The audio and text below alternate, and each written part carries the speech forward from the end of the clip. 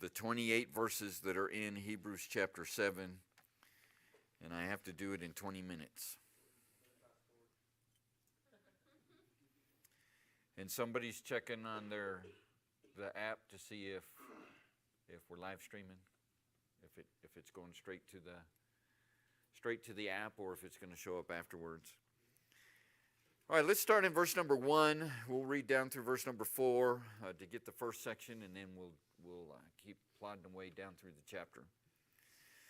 Hebrews chapter 7 and verse 1, for this Melchizedek, king of Salem, priest of the Most High God, who met Abraham returning from the slaughter of the kings, and blessed him, to whom also Abraham gave a tenth part of all, first being by interpretation king of righteousness, after that also king of Salem, which is king of peace, without father, without mother, without descent, having neither beginning of days nor end of life, but made like unto the Son of God, abideth a priest continually. Now consider how great this man was, unto whom even the patriarch Abraham gave the tenth of the spoils. And so again, we're being introduced to Melchizedek. He's only mentioned 3 times in the scriptures. Genesis chapter 14, if you want to hold your place here and go there, we're going to be in Genesis chapter 14 for a minute. And then Psalm 110, I believe it is, if I remember, and here are the only places that Melchizedek is mentioned. He comes on the scene, and then he shoots off the scene.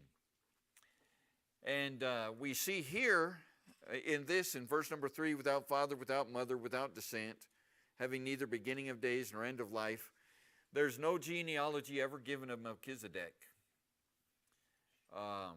He just comes on the scene for Genesis chapter 14 and then disappears. And he does 2 pretty significant things, and then there's something pretty significant about him. So the number one significant thing about Melchizedek is he is a type of Christ. It is my contention that he was Christ, a pre-incarnate appearance of Jesus Christ. Christ appeared for this time.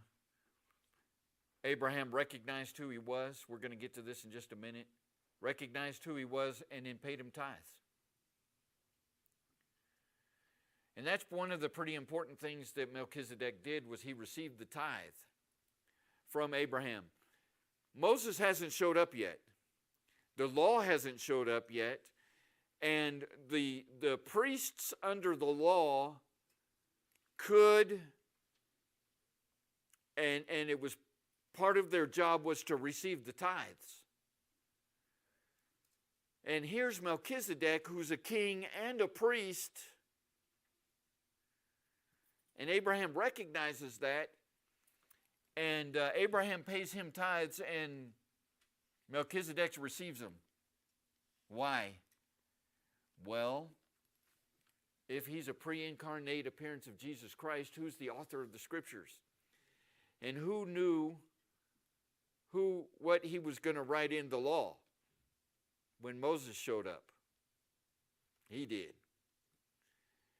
And like I said, we're going to look at that in just a minute, why Abraham paid and why Melchizedek received it.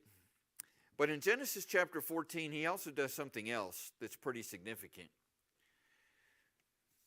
Genesis 14 and verse 18.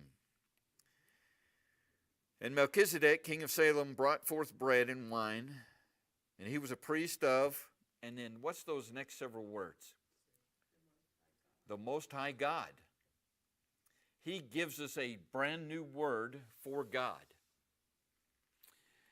The 2 words here, God, is the Hebrew word El. All right? Now, in the past, we've had Yeh, which I told you a little bit about, that when he said to Moses, I am that I am, he's saying, that's my name is I am. the reason why we use Yahweh is we're saying He is. So Yeh is first person, Yahweh is third person. Are you with me so far? Because writing down the name of God was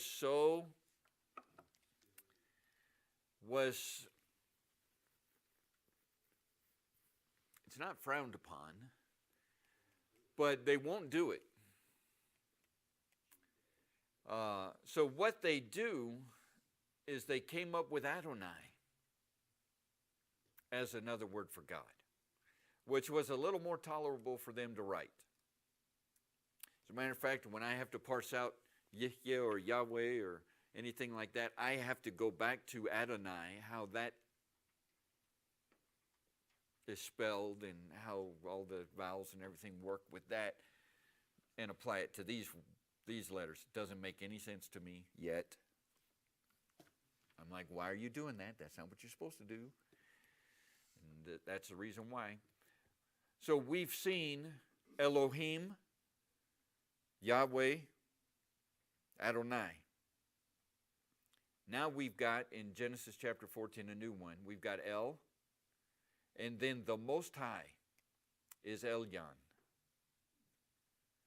And so we have here two words, El, Elyon. And so God is El, and Elyon is Most High. Elyon is an adjective that modifies God, and you guys know what adjectives do. Right, Stephanie? You know what an adjective does, right? Thank you. And so Melchizedek gives us a new name for God, the Most High God. Verse 19, and he blessed him and said, blessed be Abram of the Most High God. There it is again, possessor of the heaven and earth.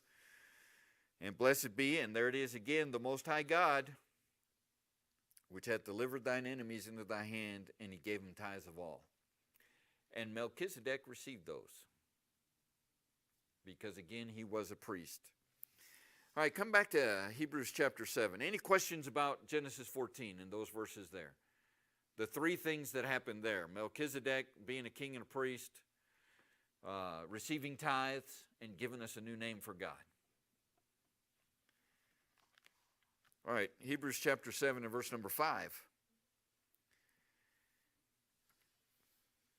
It says, and verily they that are the sons of Levi, who receive the office of the priesthood, have commandment to take tithes of the people according to the law, that is, of their brethren, though they come out of the loins of Abraham. And so we're seeing that command for the priest to take the tithes.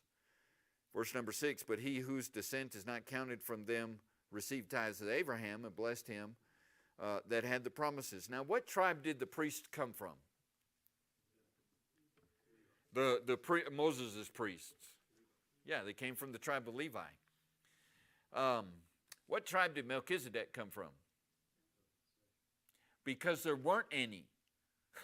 Let me just make that clear. Okay? We don't have tribes yet. When did the tribes come? The sons of Jacob. Right?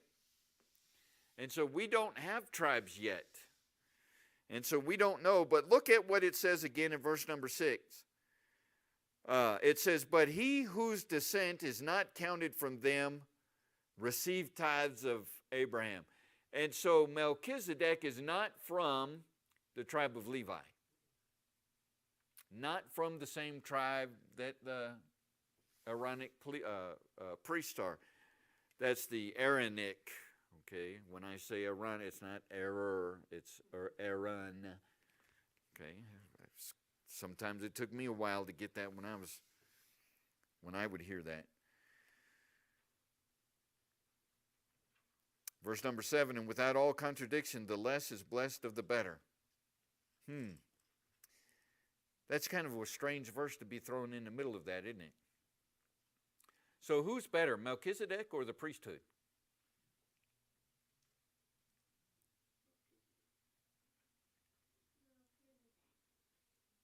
I'm good, thank you. I'm going with Melchizedek. if you have Christ and then you have the priesthood, which one do you think would be the greater of the two? That's what this is saying. Melchizedek, let's read verse 7 again. And without contradiction, the less is blessed by the better.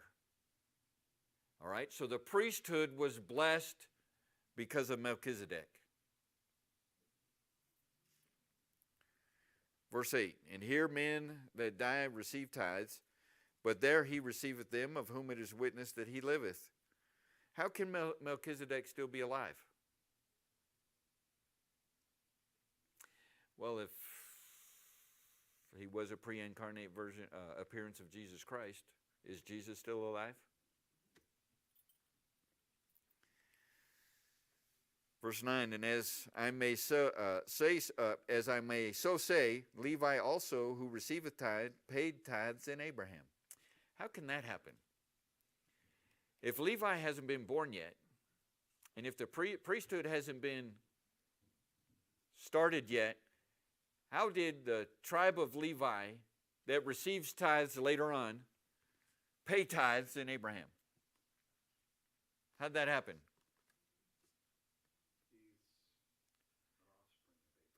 Father Abraham had many sons. Shall we sing the song and do the motion? Get that song stuck in your head for the rest of the night. That's exactly right. So the tribe of Levi, even though they paid tithes, according to Hebrews chapter 7 and verse number 9, Levi also received tithes. Paid tithes in Abraham. To who? The better, which we saw in verse number 7. Are you guys with me so far? I haven't lost you yet. Are we doing okay? Are we doing okay? Yeah. I'm going to make a point here in a minute. Verse 11. If therefore perfection were by the Levitical priesthood, for under it the people received the law, what further need was there that another priest should arise after the order of Melchizedek and not be called after the order of Aaron? Ooh, there's a good question. If perfection comes from the Levitical priesthood, did it? Did perfection come from the Levitical priesthood? I think we're going to be seeing this later on in Hebrews. How much blood of bulls and goats were shed in the Old Testament? How much blood was shed? How many sins were remitted? 0, the big goose egg. All that blood was shed in the Old Testament, and not one sin was forgiven. Sins were covered. Sins were covered.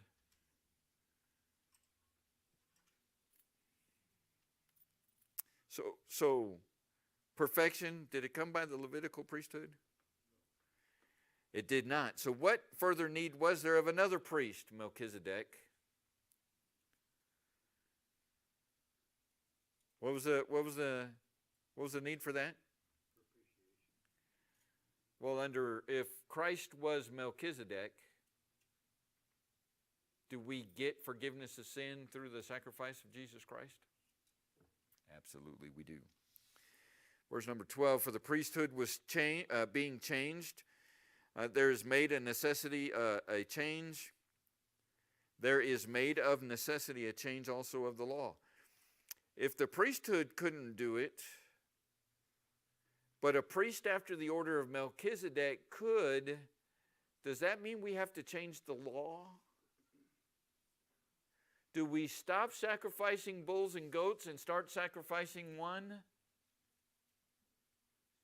Or just sacrifice one?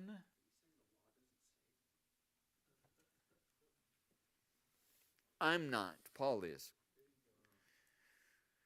Verse 14, for it is evident that our Lord sprang out of Judah, of which tribe Moses spake nothing concerning the priesthood. A lot of people ask, well, how come Jesus wasn't born out of the tribe of Levi? because, yeah, he comes from the kingly line, and he comes from the line or the order of Melchizedek. Where are we? Verse 15. It is yet far more evident that after the similitude of Melchizedek there ariseth another priest, Jesus, who is made not after the law of a carnal commandment, but after the power of an endless life. Who has endless life? For he testifieth, thou art a priest forever after the order of Melchizedek. Verse 18. Do I need to explain thou art a priest forever after the order of Melchizedek? Jesus is a king and a priest. Verse 18. For there is verily a disannulling of the commandment going before for the weakness and unprofitableness thereof. For the law made nothing perfect, but the bringing in of a better hope did, by the which we draw nigh unto God. How do we draw close to God? Through the priest of the order of Melchizedek. And inasmuch as not without an oath he was made a priest, for those priests were made without an oath, but this with an oath by him that said unto him, the Lord sware and will not repent, thou art a priest forever after the order of Melchizedek. That is Psalm 110. Verse 22. By so much was Jesus made a surety of a better testament. And they truly were many priests, because there were not suffered to continue by reason of death. But this man, which man? Jesus Christ, because he continueth ever, hath an unchangeable priesthood. Did the Levitical priesthood ever change? Every time they got a new high priest. Does the Catholic Church change? Oh, hold on. I called it. I named it. Does it ever change? Yes. I don't know if you guys remember Pope John Paul II. Was he for or against abortion? He was against it. All right, how about this guy? He's for it. Has the Catholic Church changed their opinion? When did they change? Yeah, when the high priest changed, right? All right, you guys are with me on that. Verse 25, wherefore he is able also to save them to the uttermost that come unto God by him, seeing he ever liveth to make intercession for them. Could the Levitical priest save? We already answered that question. Can Jesus Christ save? To the uttermost. To the uttermost. And what does he do? He makes intercession for us. Verse 26, for such an high priest became us, who is holy, harmless, undefiled, high priest, to offer up sacrifice, first for his own sins, and then for the people's sins. For this he did once when he offered up himself. Did Jesus have to offer up a sin for himself? Offer a sacrifice for his own sins? Did the high priest have to do that? Yeah, every year when he would go in on the Day of Atonement, he'd have to take the blood of the scapegoat, or not the blood of the scapegoat, there were two. The sacrificial goat and the scapegoat, they let him go.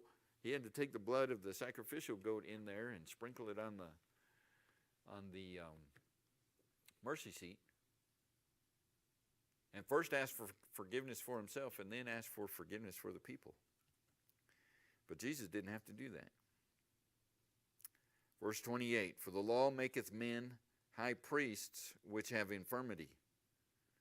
But the word of the oath, which was since the law, maketh the Son, who is consecrated forevermore.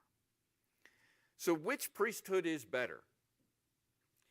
This is the whole point of Hebrews chapter 7. Which priesthood is better? The Levitical or the one of Melchizedek? That's right. And great way for saying that, Zeke. I mean, that's not an easy word to say, is it? Melchizedek. The whole point of Hebrews chapter 7 and all 28 of these verses is to show us that the priesthood of Jesus Christ is better than the Levitical priesthood. As a matter of fact, the Levitical priesthood paid tithes to the order of Melchizedek. So in essence, when Abraham was paying those tithes, Levi was paying those tithes. Levi was paying homage to Melchizedek. And so, like I said, the whole point of Hebrews chapter 7 is just to show us that the order of Melchizedek is way better than the order of, is way better than the priestly line. Now, New Testament. Let's take Melchizedek out. Who's a priest after the order of Melchizedek? Jesus Christ. What's the one name that the Jews refused to confirm as a Messiah?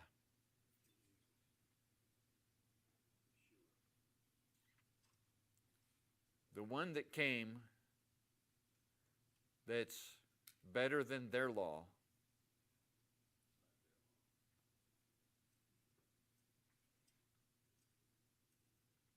And they won't accept the better of the two.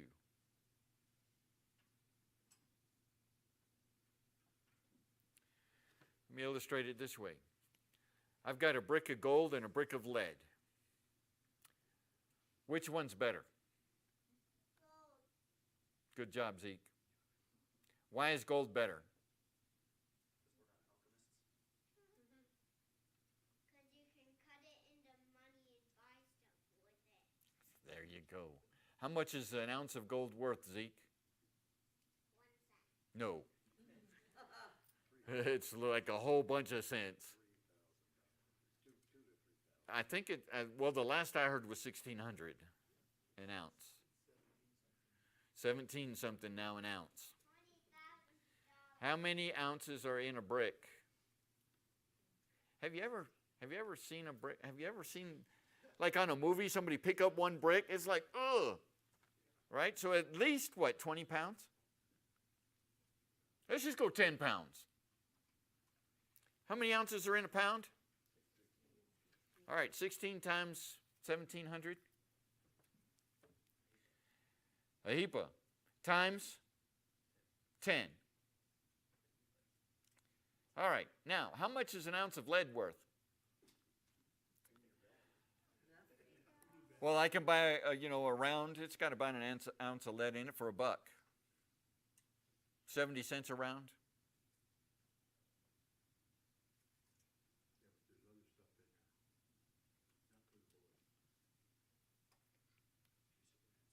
All right, so I mean, not even the whole bullet is 70 cents. I mean, the whole bullet is 70 cents. There's just that little chunk of lead. Let's say it's 25 cents. What's more, 25 cents or $1,700?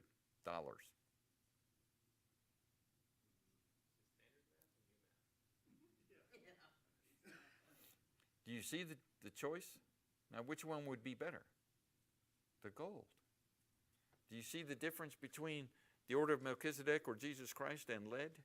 Why would you want to pick lead? Why would you want to pick the lesser of the two? And unfortunately, that's what the Jews have done. They've rejected Messiah and his priesthood and his salvation, and they're holding on to the lead. By the way, don't we use lead for fishing weight? Have you ever seen anybody throw gold in as a fishing weight? No, because your fishing line will snag sometimes, and you lose your weight, you lose your hook, you lose that. And if it was gold in there, man, I'd have to go diving to get my weight back, wouldn't I? So for the 17th time, the purpose of Hebrews chapter 7 is to show us that Christ is better than the Levitical priesthood. All right, questions, comments about what we